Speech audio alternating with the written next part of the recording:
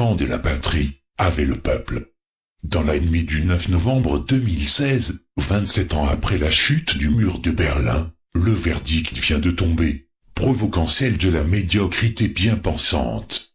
Donald Trump, alias Donny la Brute, le biftanen raciste et misogyne, non pas de race blanche, mais de race orange, pour ceux qui ne sont pas assez observateurs, bref, Donny la Brute, est devenu, à la surprise générale, le nouveau président des États-Unis. Nom de Zeus! Je sais, c'est pas le pied. C'est pas possible.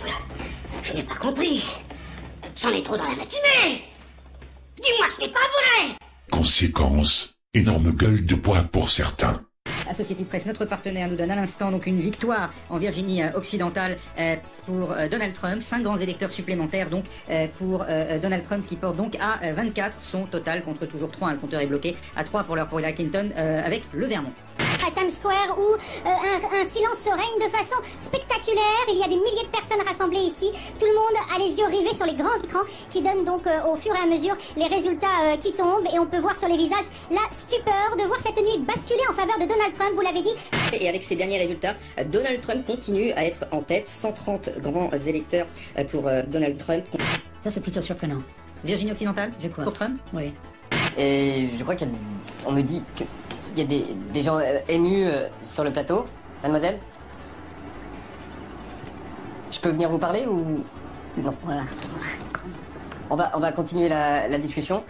Mercredi 9 novembre 2016, ce jour va peut-être devenir le plus important de l'histoire contemporaine des États-Unis et par ricochet aussi pour le reste du monde, l'Europe et la France. Est-ce qu'il y a quelqu'un qui a encore de l'espoir? Est-ce que... Non, là non, plus personne ne lève la main. Est-ce que quelqu'un veut réagir à ce qui se passe? Ces images en direct, Donald Trump donné par son camp, gagnant de cette course à la présidentielle par tous les médias américains. Il a dépassé le nombre de grands électeurs requis, plus de 270. Sa famille, ses plus proches collaborateurs. Hier encore, on avait un Donald Trump dont le visage était fermé et éteint. On disait qu'il était dans un bunker. Ça va barder là-bas. Nous, Français, cette élection doit nous faire réfléchir. À nous, médias, de renouer avec une majorité silencieuse. À eux, politiques, de regagner la confiance des électeurs. Et surtout, à nous, citoyens, de ne pas oublier cette nuit du 8 novembre quand on ira voter en mai 2017. Et vous, qu'est-ce que vous en pensez? Ça vous inspire quoi, la victoire de Trump? Vous avez des idées de comment lutter contre les populismes? Quelle conne! Quelle conne! Hollywood a perdu, Wall Street est déboussolé, le show business américain est endeuillé. Les élites mondialistes apatrides sont inquiètes. L'élection de Donald Trump, à la tête des États-Unis d'Amérique, sonne ainsi comme un cyclone dévastateur, balayant toutes les certitudes et les statistiques de la prétentieuse bien-pensance américaine et mondiale, coupée des réalités des classes moyennes blanches des États-Unis.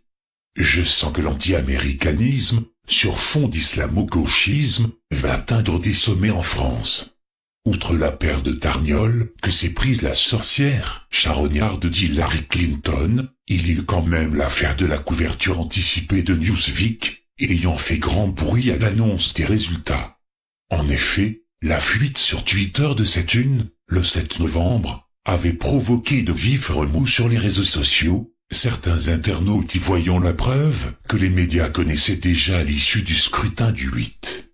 Le magazine avait été obligé de se défendre, en assurant qu'une couverture portant sur la victoire de Donald Trump avait également été préparée. Mais ça, c'est à voir.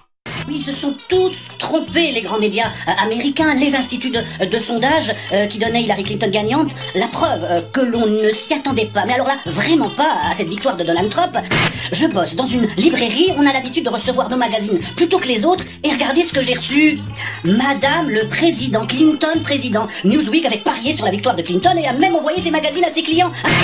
Tout ce cinéma peut se comprendre en termes de marketing politique.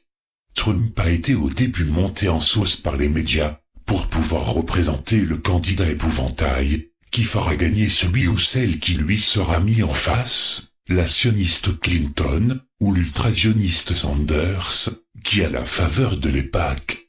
Mais hélas, vous connaissez la suite. À présent, nous allons nous repasser, pour le plus grand bonheur des petits et des grands, nos grands experts à la noix, qui se sont tous ramassés la gueule, les uns après les autres. Moi, je ne crois pas un instant que Donald Trump sera élu président des États-Unis. Pas un instant. Je ne suis même pas sûr qu'il sera désigné à la fin de la primaire. Grotesque, vous dites n'importe quoi. Je ne crois pas qu'il soit élu, je ne suis pas sûr qu'il soit désigné non plus, qu'il soit désigné. Je crois qu'effectivement, il a ce côté aussi repoussoir un peu utile, bon, effectivement, bon, pour des gens supposés sérieux et raisonnables, quoi. Si vous regardez ce qui s'est passé dans les 2 dernières élections présidentielles, dans les primaires, celui qui était le favori du mois de décembre, le favori du mois de janvier, n'a pas été désigné à la fin. Donc... T'es fort en histoire. C'est bien ça. Mais il n'a pas cette base sociologique suffisante, qui est d'ailleurs faite de beaucoup de minorités, qui a fait le succès d'Obama, et quand même un succès redoublé, et qui est une personnalité quand même qui me paraît contredire l'idée d'une baisse du niveau, parce que Obama reste, à mon avis quand même, notamment en rhétorique, le champion du monde. C'est de la merde ton truc. Vous dites, d'après vous, elle va gagner, qu'est-ce qui vous rend si sûr? Bah, d'abord, il suffit de faire un peu d'arithmétique, même si ce n'est pas mon fort. Parle pas de ce que tu connais pas. Mais quelle icône celle-là. Pourquoi? Parce que je m'intéresse à un truc de vieux qui s'appelle la science politique, pas aux plans de com, aux déclarations des uns et des autres, ça c'est pour amuser la galerie, mais simplement à la manière dont votent les électeurs d'élection en élection. Et si vous regardez comment les Américains ont voté sur les 6 dernières élections, eh bien vous avez la démonstration qu'Hillary Clinton a 90% de chances de gagner. J'ignorais que vous étiez comique. Et avoir les États-Unis qui sont potentiellement sur le point d'avoir une femme présidente après avoir eu un président noir pendant 8 ans, je veux dire ça m'intéresse plus que Trump, en réalité. Et voilà, la Vérédina. Soyons prudents, donc il n'est pas encore désigné et il ne sera pas élu. Vous en êtes sûr? Oui, bien sûr que c'est une surprise. J'étais comme la plupart de ceux qui nous écoutent, je me suis couché hier soir, persuadé qu'elle allait gagner, bien sûr. Pleure pas, petite sirène, la ville dort encore. Ton histoire commence à peine. Quelle extraordinaire enculerie, vous ne trouvez pas? Après le Brexit et l'élection du malfaisant Biff Tannen, la fiabilité des sondages est désormais mise en cause. Comment et pourquoi n'ont-ils pas vu venir ces phénomènes? La réponse est claire, vous êtes tous des charognes, corrompus et pourris, et vous n'avez aucune impartialité, vous faites la propagande des ordures de l'oligarchie, preuve à l'appui. Il ne faut pas oublier les grosses casseroles de certains, dont l'inévitable mollusque premier, qui, encore une fois, se fait bien niquer en grande pompe, et ne perd pas une occasion de se ridiculiser. Il y a des élections qui vont se produire aux États-Unis. Une présidente va être élue. Vous ne proposez jamais, vous.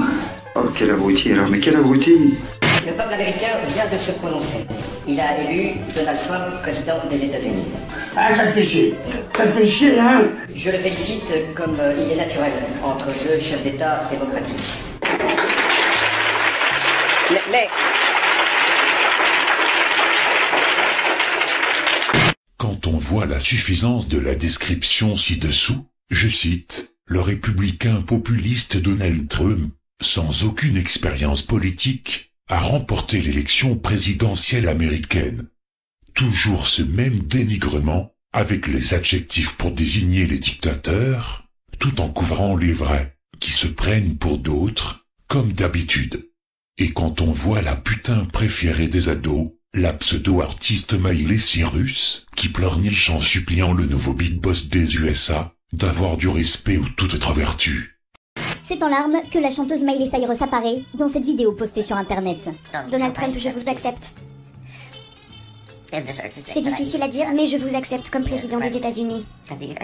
Elle, qui a soutenu Hillary Clinton, fait du porte-à-porte pour les démocrates, demande aujourd'hui au nouveau président de se comporter avec grandeur. Alors que cette dépravée incite, par ses chansons de merde, et ses démonstrations scéniques, les mômes à la prostitution, à la dégénérance sexuelle à outrance, la saleté à l'état pur. Quant à Michael Moore, le soi-disant anticapitaliste, cela se passe de commentaires. I just heard on the streets of Belfast that you supported Hillary Clinton. She voted for the Iraq War. She is funded by Goldman Sachs.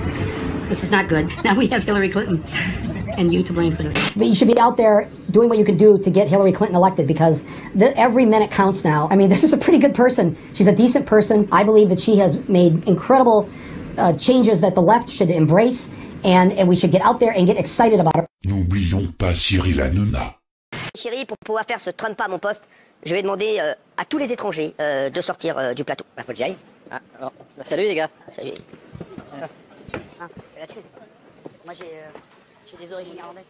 Voilà qui est assez singulier comme réflexion de la part d'un juif parasite, animateur de merde, qui n'hésite pas à déverser des nouilles dans le froc de l'un de ses collaborateurs, ou bouffer des crottes de nez en direct, pour faire rigoler des jeunes simples d'esprit, qui composent les sous-merdes de notre société, ceux-là même qui regardent ces émissions.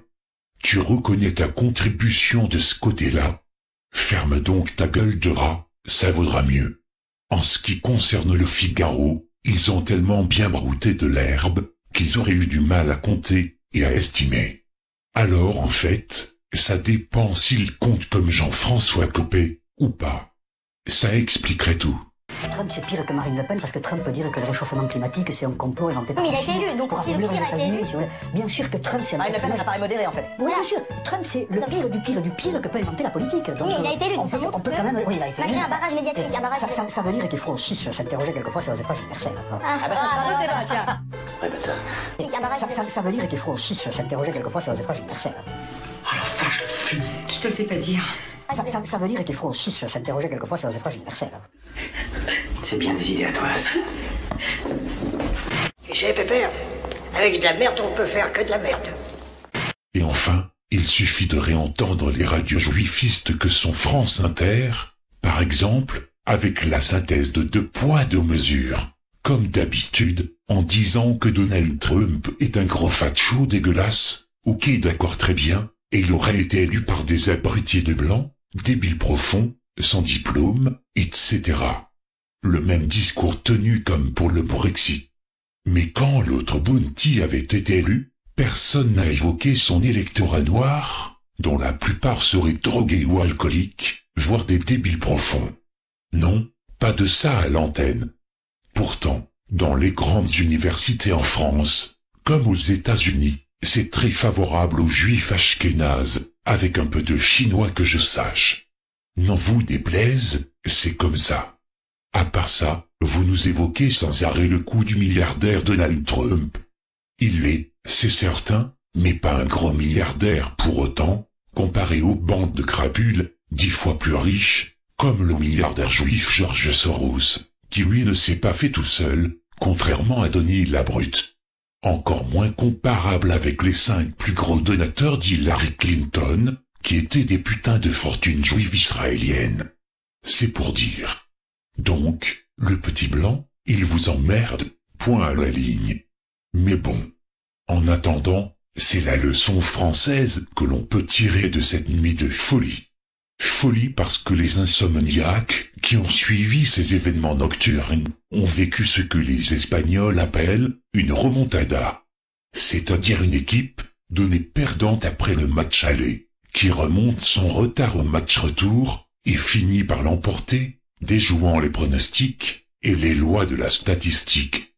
Et pour finir, notre véritable réjouissance n'est pas de voir ce mec élu, mais de vous voir tous dépités, dégoûtés, remplis d'effroi, et de savoir que c'est le commencement de la fin pour vous. Et vous avez la trouille désormais de voir arriver la Marine Le Pen au pouvoir, car cela signifie le grand ménage qui doit s'opérer pour vous. Cette situation-là, c'est vous qui en êtes responsable, et personne d'autre. Pour l'instant, c'est ça qui nous réjouit. Le reste, c'est une autre histoire. D'autres déclarations suivront. À très bientôt.